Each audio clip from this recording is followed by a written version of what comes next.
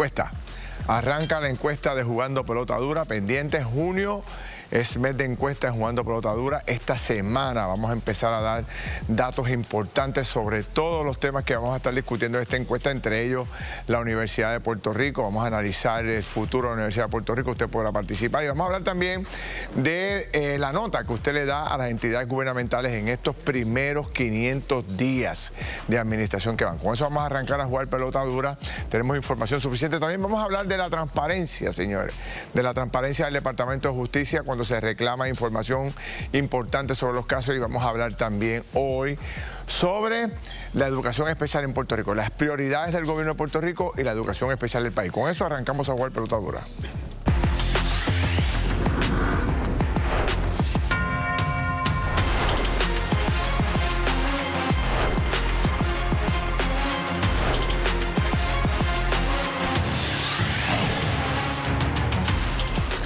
Mis amigos, bienvenidos a Jugando Pelota Dura. Arrancamos el juego con el mejor equipo de trabajo de Denise Pérez, Anabel Torres Colbert. ¿Cómo están las dos? Bienvenidas. Muy bien, buenas noches, Ferdinand, a Anabel y a Puerto Rico. Buenas noches, Ferdinand. ¿De qué te ríes? Los televidentes. Anabel siempre comienza riendo. Esta mujer siempre está bien contenta, ¿verdad? Qué bueno. Bueno, vamos a arrancar hoy, aparte del tema de la encuesta, que vamos a estar explicando todos los detalles para que ustedes de ahora puedan ir escaneando el QR Code y puedan ir registrándose. Ya hay más de 11,000 personas registradas, calibradas, con todos los detalles, y sigue subiendo el número de participantes, y usted tendrá unos días para poder registrarse, y ya a partir del miércoles empiezan las votaciones oficiales por unos cuantos días y estaremos dando los resultados en los próximos días también. Así que vamos a arrancar este primer tema. Vamos a formar una conversación aquí amplia sobre un tema que a mí me parece que es fundamental, que son las prioridades del gobierno de Puerto Rico. Hace escasamente unos días el gobierno de Puerto Rico repartió, como usted lo quiera ver, repartió, regaló, aportó 500 millones de dólares, ¿verdad?, a las personas en Puerto Rico con un llamado alivio contributivo. ¿Qué pasó con ese dinero, verdad? Y por otro lado se destaca que hay organizaciones en Puerto Rico que llevan más de 6 meses sin poder recibir el dinero que le tiene que asignar el Departamento de Educación para atender las necesidades de estos grupos. Tengo aquí un panel interesante. Está la senadora María de Lourdes Santiago. Saluda, senadora, bienvenida. Gracias, como siempre. El profesor Brian Rivera, maestro de Educación Especial, el senador Carmelo Ríos, el vicepresidente del Senado.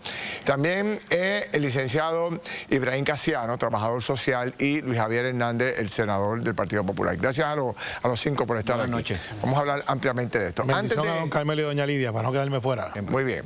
Antes de pasar al debate, hoy precisamente hubo una declaración de la Junta de Supervisión Fiscal, lo que le hemos llamado una especie de regaño al gobierno de Puerto Rico y al Departamento de Educación específicamente. Vamos a escuchar lo que dijo la Junta. El gasto en servicios de educación especial y transporte escolar ha excedido consistentemente lo presupuestado, y esos excesos se han cubierto posteriormente mediante reasignaciones de fondos.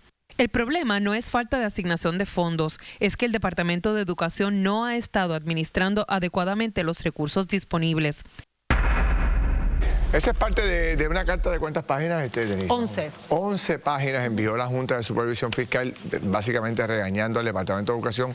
Pero ¿qué es lo que hay de fondo? Vamos a entender qué es lo que ocurre con este problema sistemático que lleva años con el Departamento de Educación. Vamos con Colbert. Así es, Ferdinand, luego de esta comunicación nosotros nos pudimos hacer contacto tanto con la Oficina de Gerencia de Presupuesto como con la Junta de Supervisión Fiscal. Los números que les voy a dar son números oficiales certificados.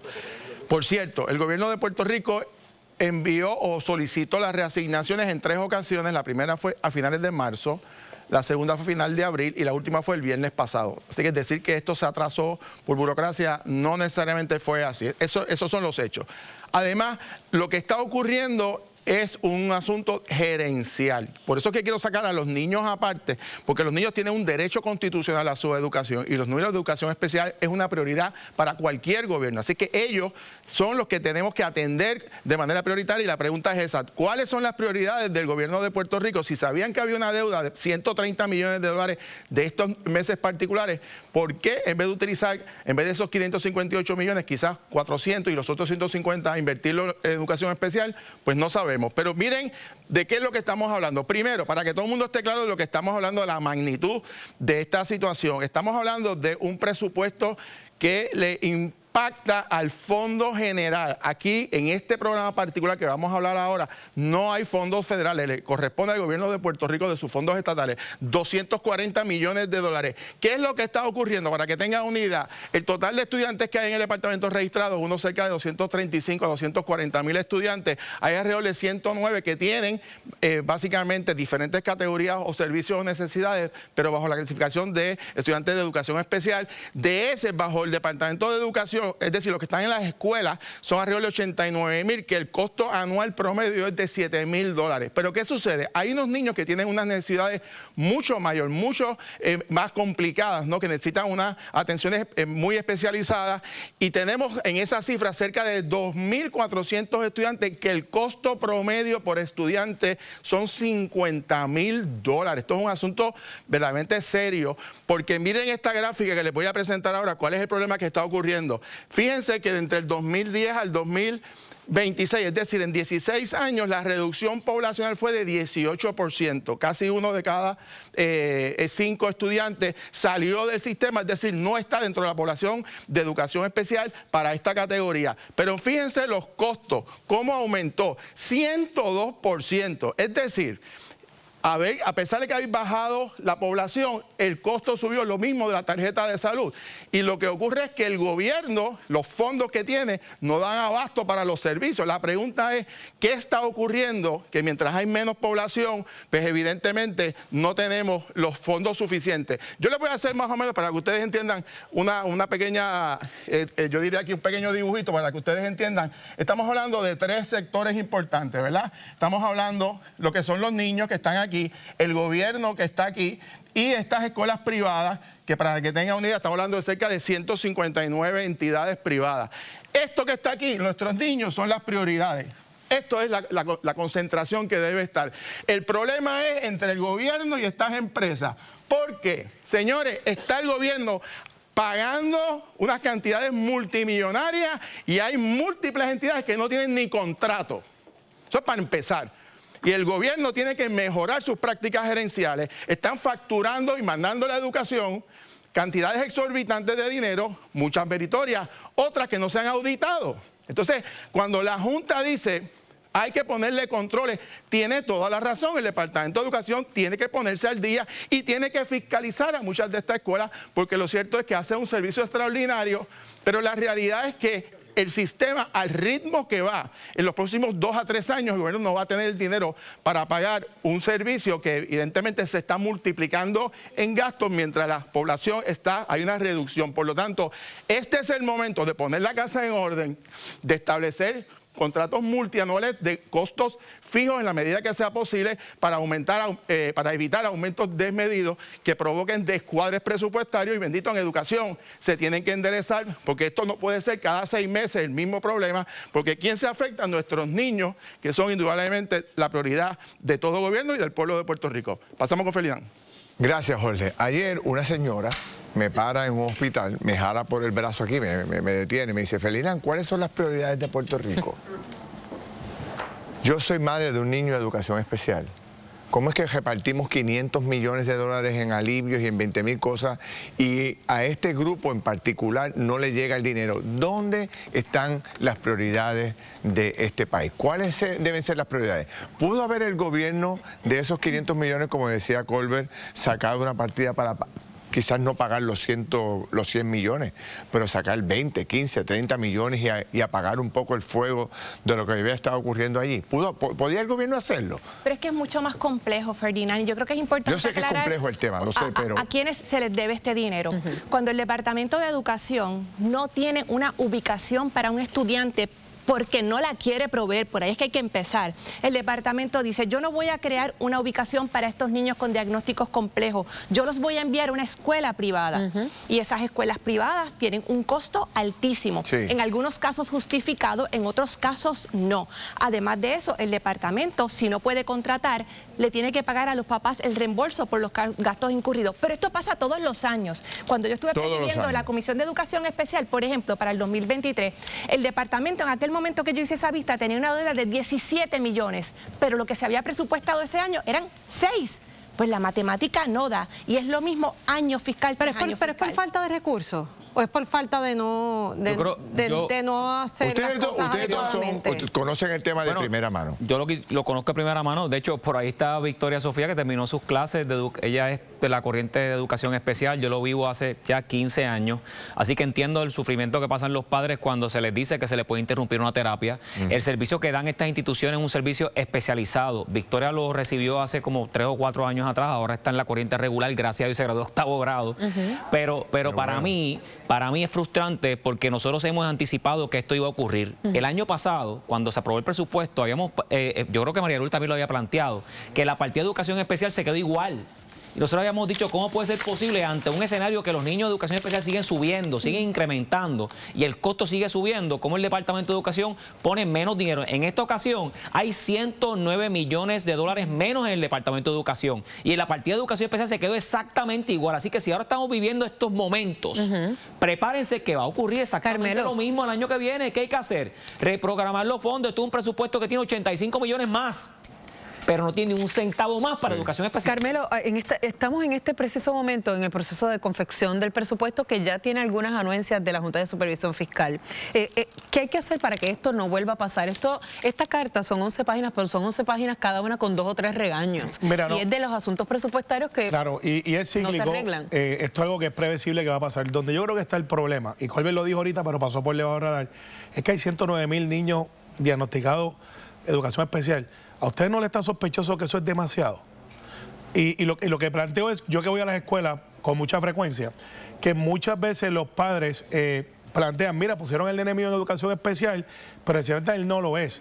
De hecho, ponen a los niños superdotados, a los que tienen y los ponen como si fuera una necesidad especial cuando es otra clase de evento. No, lo que pasa es, los tienen diagnosticados mal, que es mi punto. Mi punto es, esto obviamente tenemos que atenderlo como una prioridad. Sí, los expertos están a mi izquierda. ¿Pero cuándo? ¿Cuándo? Porque esto es todos los años la misma vaina. Porque todos los años ocurre. Ahora, este secretario... Yo no creo que haya un mal diagnóstico. Yo no creo que haya un mal diagnóstico. Yo creo que realmente incluso hay muchos niños y niñas que deberían estar dentro del programa y actualmente no lo están. Porque las notas se utilizan como un parámetro para medir eso. Sin embargo, hay otros rezagos donde los maestros y las maestras tienen que hacer muchísimas cosas para poderle brindar unos acomodos, aun cuando el programa no se los brinda. Porque no han podido pasar por ese proceso o porque se le niega en la región educativa la entrada al programa. Yo como trabajador social, escolar incluso, trabajo con esa situación y me doy todos los días con esa preocupación de padres y madres que no encuentran una cabida justa para su hijo dentro del ámbito escolar. Sí, no, definitivamente, y mucho se habla de la economía de la educación especial y cómo personas se benefician de eso, pero hay que estar en sala de clase para darse cuenta realmente de que es una realidad que pesa y es una realidad que hay que atender.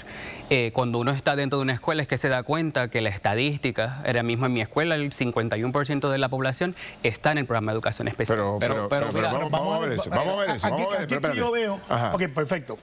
Es que la mitad de la escuela eso es lo que a mí, ¿sabes? Hay pero casos, eso tiene una explicación. Hay casos, hay casos, porque hay casos críticos, sin duda.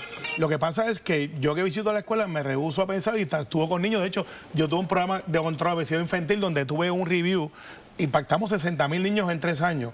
Y tú ves a los niños que sí, pero tú diferentes, pero no es la mitad. Usted está diciendo... Pero me disculpan porque las escuelas especializadas que tienen estos estudiantes, que son las que estaban anunciando el cierre, son niños... Pues por eso es que esa es la mayoría de la población que se está afectando. Mi niña tenía epilepsia cerebral, recibe servicio allí. Ahí son niños graves, o sea, que tienen situaciones bien complicadas, casi todos son one-on-one.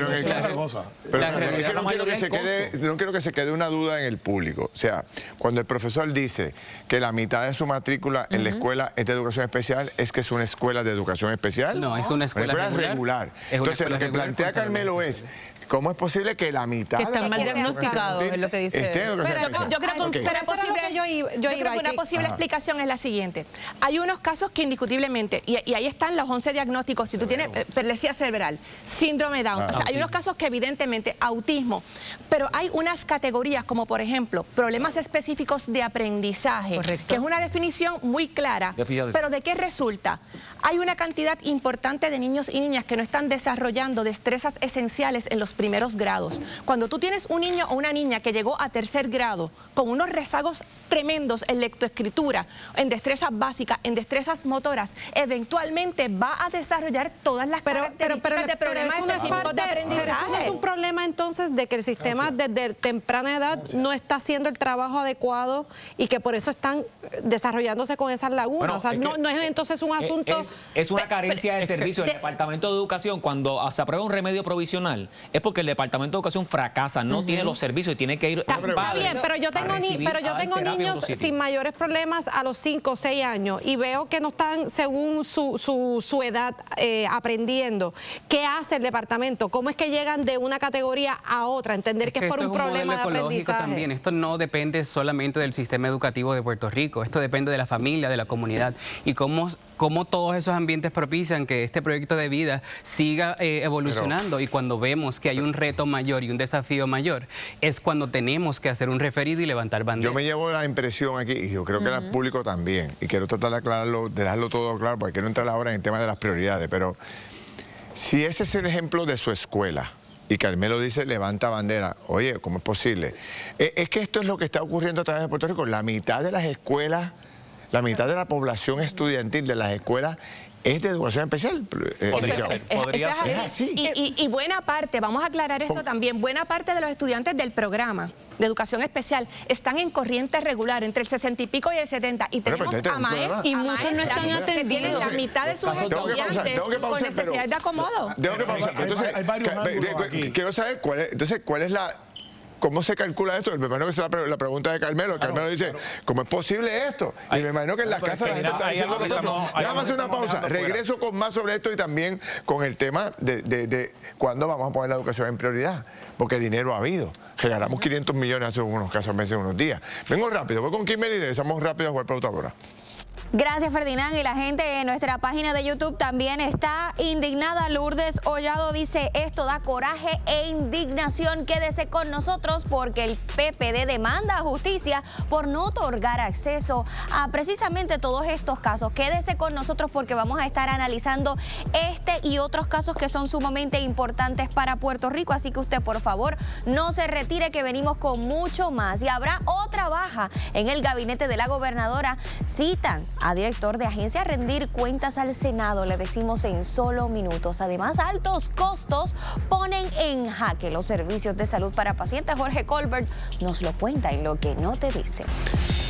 Bueno, mis amigos, continuamos con esta discusión que me parece que es fundamental para Puerto Rico, pero quiero volver a la pregunta que me hizo la señora. Quiero tratar de tenerle una contestación a la pregunta de ella, que es las prioridades. Y le pregunto a los senadores aquí, que son los que tienen quizás la capacidad porque trabajan con esto a diario.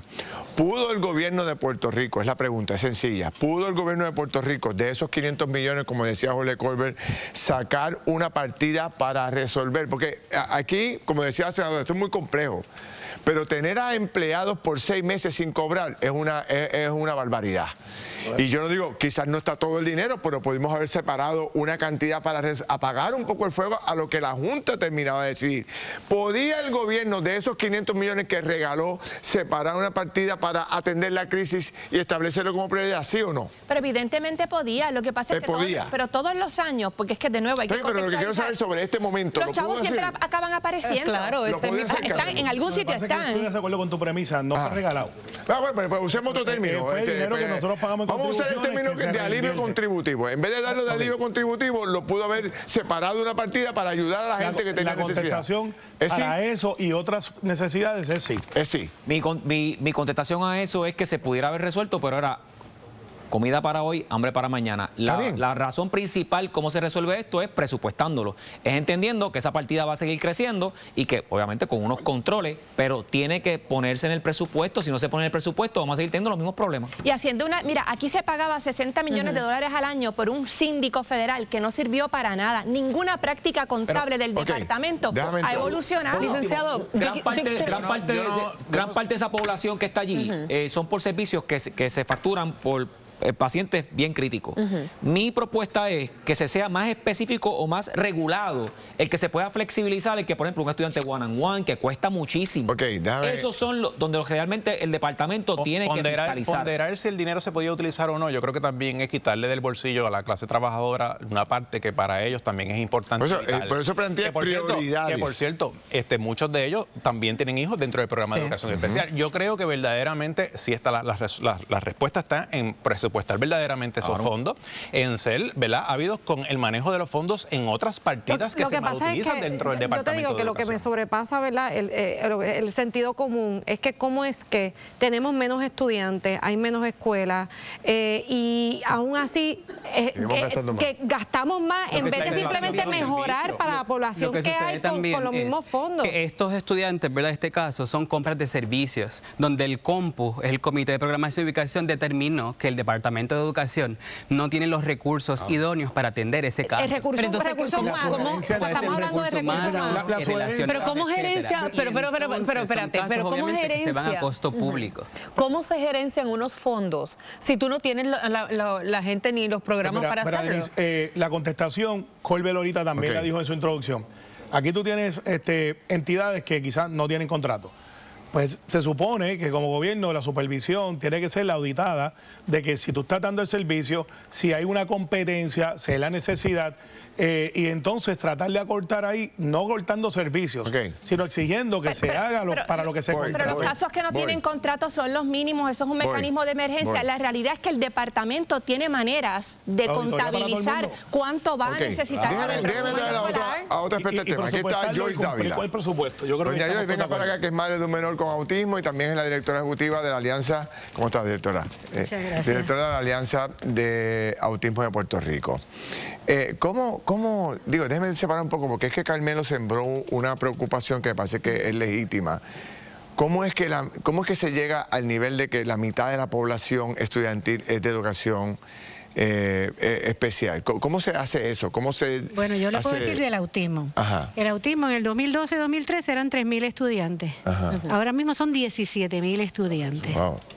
Y ahí hay muchos estudiantes que tienen autismo que están en otras condiciones, porque no los quieren poner autismo, porque autismo abre más derechos, porque nosotros tenemos una ley que nos da más derechos. Así que en realidad hay un aumento en algunas condiciones como el autismo, que está aumentando. Es la mitad de la población porque sigue creciendo. ¿Eso te satisface, Carmelo? Lo que pasa es que en el autismo, que preocupado, y es un tema que yo trabajo bastante, desde legislación, modelo. Nos tenemos que reunir entonces. Exacto, y a mí me encanta el modelo de Nova que tenía, que lo cogía un puertorriqueño en Miami y lo tratamos a traer a Puerto Rico, y estaba Brian, que se nos fue. Al final del día, no es un reflejo real de que justifique los 109.000. El autismo ha crecido triplicado, pero yo no sé si eso, y María Luis y yo hablamos ahorita fuera del aire, también es un hecho de pobreza y rezago que tiene que ver que esos niños van con una deficiencia, no porque los profesores estén fallando, es que el entorno familiar también propensa que vayan con esas deficiencias arrastradas y no hay la responsabilidad que tienen nuestros padres en otros diagnósticos que no es el autismo. Claro, en otros diagnósticos que no es el autismo. ¿Cuánto tiempo llevan estos grupos sin cobrar y cómo se ha afectado esta operación? La mayoría desde enero, hay otros que desde antes. ¿Y cómo lo hacen sin dinero? Con línea de crédito, y entonces eso cuesta. El año que viene van a cobrar más, porque ya saben que le va a costar más el servicio. Ahí está la inflación.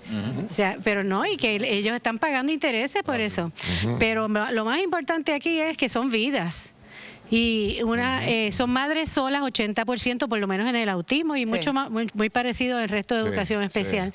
Empobrecidas, y ahora con los muchachos en la casa, ¿qué van a hacer? Si tienen que trabajar. ¿Quién se los va a cuidar? Y si tienen que estar todos los meses, todos los años pendientes a cuándo le van a pagar a mi proveedor para ver si tengo que buscar otra escuela. O sea, esto les loca la operación de muchas familias completas. Esto es un estrés. Nuestras madres están histéricas porque de momento te sacaron te movieron el piso porque no hay servicio para tu hijo. Bueno, nosotros vamos a seguir tocando este tema, ¿verdad? Porque me parece que es justo. Tenemos mucho que hablar de autismo también. Yo creo que el secretario de Educación es una persona que antes de secretario él manejaba. Era el encargado del caso. Y es una persona que sabe mucho de esto. El dicho aquí es presupuestar, cumplir con el presupuesto. Bueno, y que parecería que esa faceta intermedia tampoco está funcionando. Pero el Departamento de Educación da todos los servicios, o entonces se privatiza todo, porque en el intermedio es que todo el departamento, muchos de los servicios que se compran los puede dar el departamento, que tiene excelente. Y tú sabes que la ley lo manda. La ley del autismo. Voy a seguir con este tema. Los vuelvo a invitar porque sin duda alguna es un tema que nos apasiona. Cuando regresemos, vamos a hablar de transparencia en el Departamento de Justicia y también vamos a hablar de encuestas, las encuestas de Juan de Potadora que comienzan hoy. Vengo rápido, voy con Margarita o con Kimberly. Aquí está, pero no pido vuelta. ¿Usted está de acuerdo con la citación del presidente de la Autoridad de Acueductos y Alcantarillados a la Comisión Total? Escanee el QR Code y vote ya en nuestra encuesta. Claro, porque por supuesto queremos saber su opinión. Y el PPD, señores, demanda justicia por no otorgar acceso a casos archivados. ¿Qué hay detrás de todo esto? Lo analizamos. Y altos costos ponen en jaque los servicios de salud de los pacientes. Con nosotros nuestro querido Jorge Colbert con detalles. Jorge, cuéntanos. Bueno, vamos a explicar por qué esta situación que usted va, sobre todo la gente de la tercera edad, va a la farmacia, lleva su receta, pide un medicamento y la farmacia le dice, no, el plan no le cubre ese medicamento o tiene que buscar uno genérico. ¿A qué se debe esta limitación ahora? Le explicamos luego de la pausa. Me ha pasado muchísimo. Pausamos. Un problema.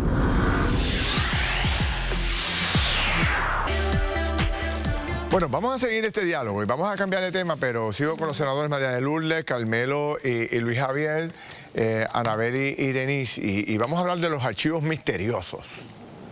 De estos 200 casos en justicia que no se sabe, Denise, no se sabe quiénes son, cómo es que... La realidad es que yo quisiera saber el alcance, o sea, de qué tipo de funcionario estamos hablando, porque hay unos casos que son de interés público, alto interés público, son muchos casos, pero yo tengo un poco de problema con el asunto este de que a cualquier funcionario que haya pasado por integridad pública, sea de la categoría que sea, secretaria 5, lo que sea, y alguien se levantó con el pie izquierdo y le puso una querella y hubo una investigación y ahora también el nombre lo vamos a sacar. ¿Cómo es esto? ¿Cómo es Esa es mi preocupación. Los grandes no, los grandes que se resuelvan. Bueno, pero eso no lo vamos a saber hasta que Justicia nos entregue el listado y...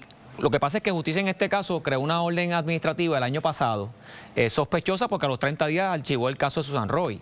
Y después de eso fue que levantamos bandera y pedimos ver el listado y ver no los expedientes, no nada del papel de trabajo de los fiscales. Que la realidad es que hoy en día... Exactamente la orden de archivo, lo mismo que nos entregaron Susan Roy, lamentablemente... No se tiene información sobre qué tipo de casos son. Son casos de interés. ¿Qué usted espera que le entreguen? ¿Una lista de nombres de casos? El listado de los casos que se archivaron bajo la orden administrativa. Tú sabes, pero lo que pasa es que yo creo que eso, yo entiendo el interés que usted tiene en esos casos particulares, los grandes, pero siento que darle a usted un listado de los investigados se presta para persecución. ¿Usted está a favor? Y se presta yo te explico. para el carpeteo también. Déjame para recapitular.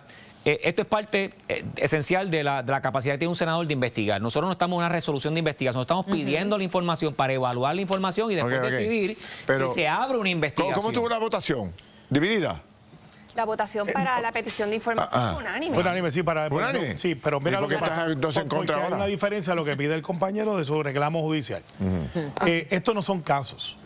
Estos son investigaciones. Un caso es cuando ya tú vienes, estás para radicar y ya el contraste en la causa. Tiene fundamento. ¿Qué es lo que hay posiblemente? Bueno, el cierre, ¿no? El memo de cierre, el documento que cierra por X o Y razón. Se puede entender, un ejemplo. Vamos a poner que a una secretaria, que no es una figura pública, se le radica y se hay una investigación. Y después de la investigación se determina que no hay causa, que no hay delito.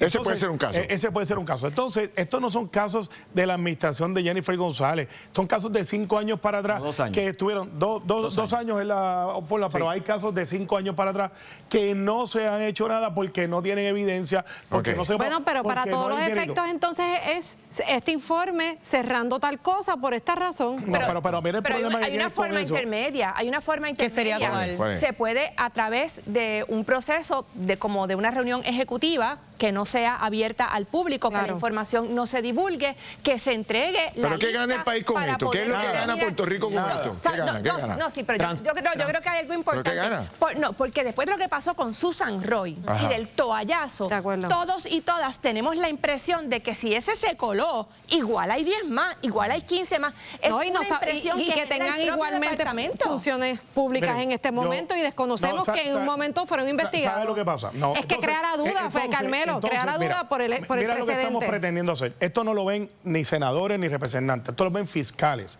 de integridad pública.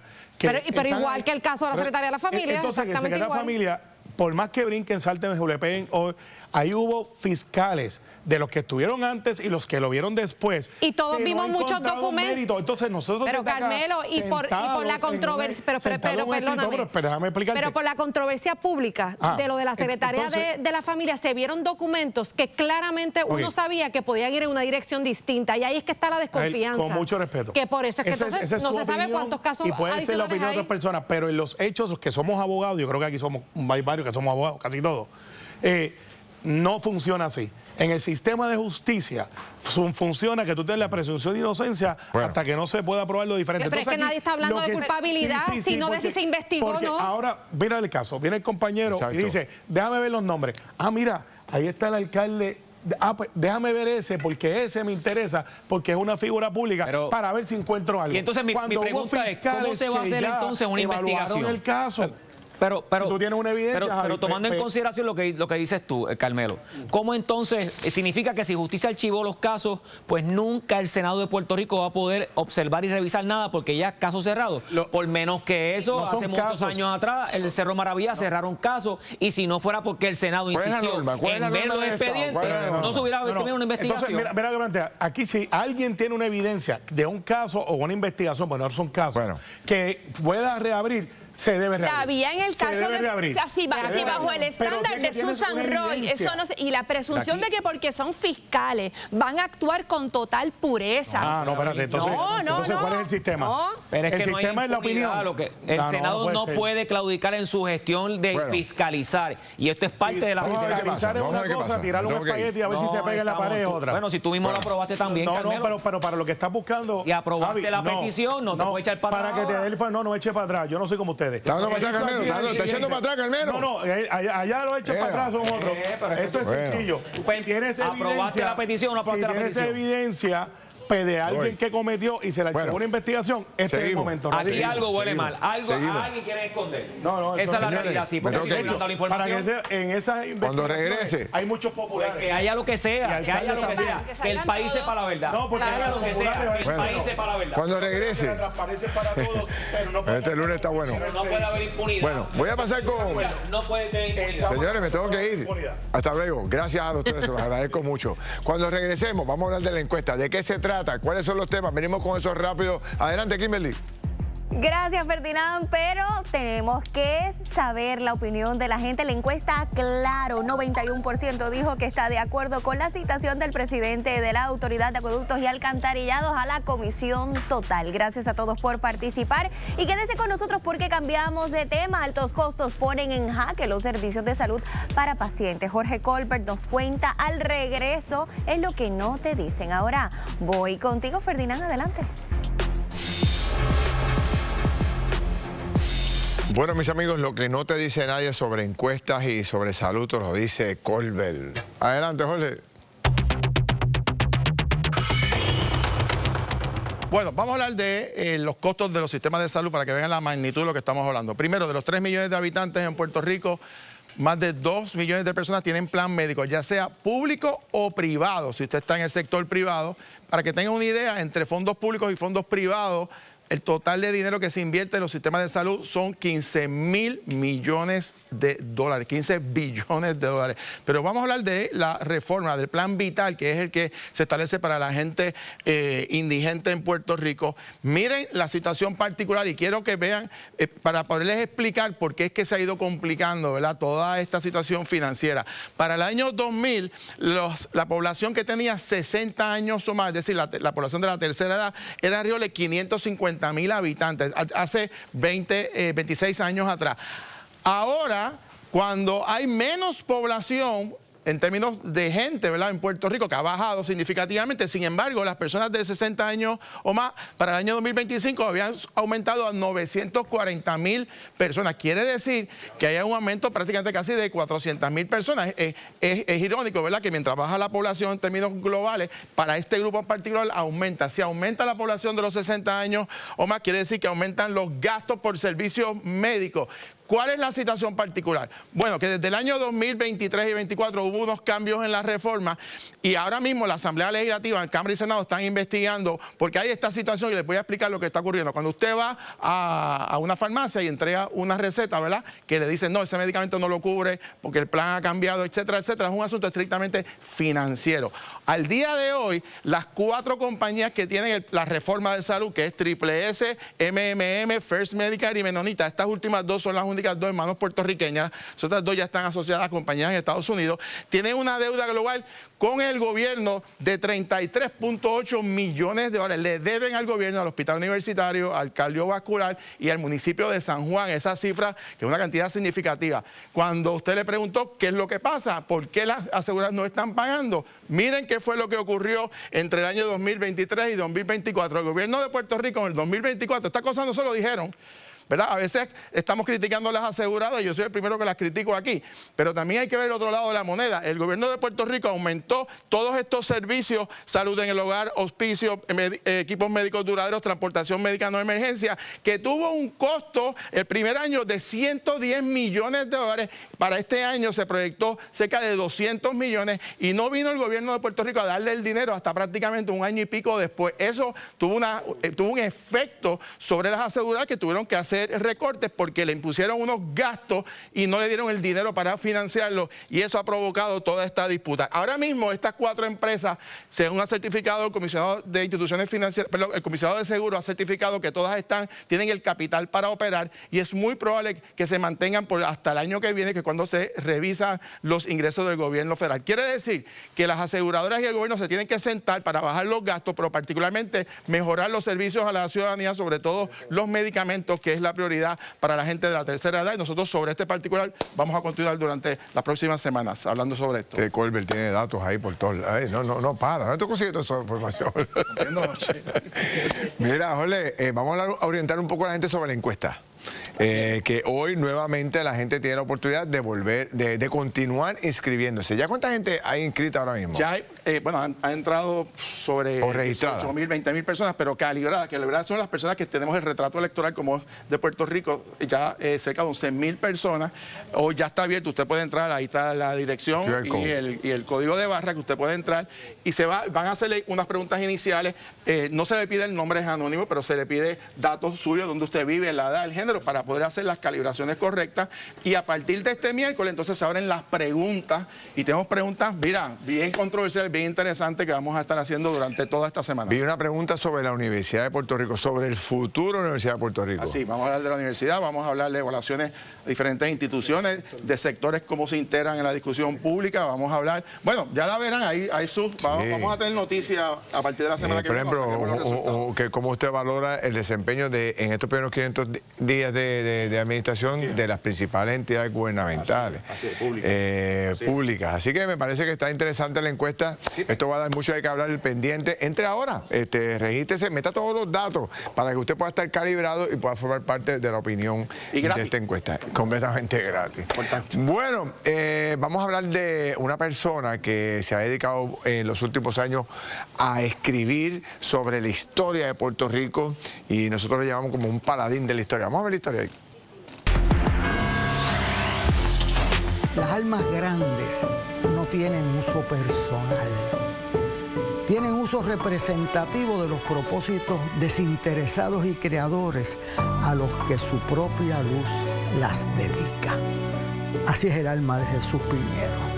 Estas son expresiones de Luis Muñoz Marín en el 1946, recogidas por nuestro lector, el licenciado Héctor Luis Acevedo, en el libro que escribió y tituló Jesús de Piñero, el hombre, el político, el gobernador. El arquitecto del derecho electoral ha escrito 21 libros en 30 años. ¿Cómo después de la política pasa a escribir? Me doy cuenta que la palabra escrita tiene más permanencia que la palabra hablada. De hecho, Jesucristo depende de 4 apóstoles que escriben. Puerto Rico tiene un problema grave de no tener una memoria viva. Entonces, pues eso disminuye tu calidad creativa. Si no te sientes orgulloso de lo que ha sido la constituyente de Puerto Rico, que es ejemplar. ¿Y sobre quiénes escribe Héctor Luis? Yo me enamoré de eso, de hacerle justicia a los que el recuerdo quiere ignorar, y no hay peor castigo que el olvido. Yo le pregunto a los estudiantes, ¿y quién es Piñero? Y me dicen, bueno, una avenida que hay ahí yendo para Carolina. ¿Cómo es eso? ¿Y Moscoso es un puente? No, Moscoso no es ningún puente. Se me quedó grabado el trozo escogido por Héctor Luis al comienzo de este reportaje. Las almas grandes no tienen uso personal. Yo tengo que agradecer infinitamente, Héctor Luis, mi respeto y mi admiración. Muchas gracias, un honor. Gracias.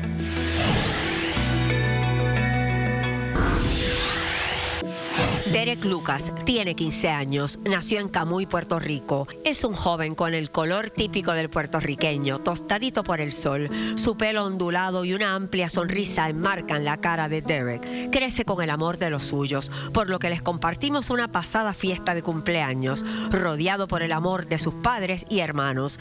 Y como cualquier otro joven, teje sueños y se traza metas. Sin embargo, la vida lo sorprendió con un duro golpe. Desde hace años batalla contra el cáncer, teniendo que ausentarse de la isla para ser recluido en hospitales en los Estados Unidos. Derek entra en una etapa difícil con relación a esta complicada enfermedad.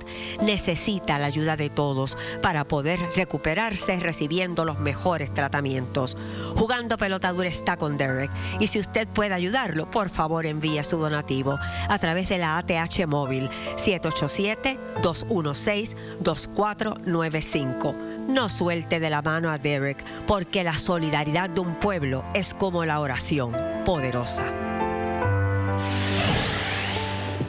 Bueno, vamos todos a ayudar a Derek, por favor, todos. Ahí estaba el cintillo ahí con el número de ATH móvil para que puedan ayudar a este joven que necesita de mucha ayuda, por favor, se los pido de favor. 15 añitos.